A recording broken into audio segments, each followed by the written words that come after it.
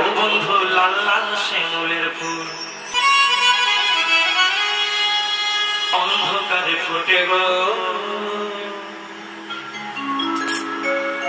যখন প্রেমের কাছে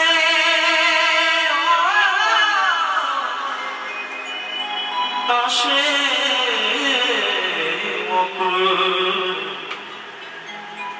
কত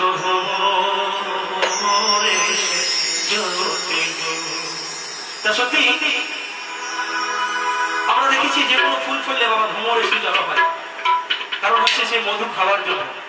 আমাদের জীবনে একটা ফুল ফোটে, সে সময়টা আমরা সকলে বুঝতে পারি, আবার অনেকে বুঝতে পারি না।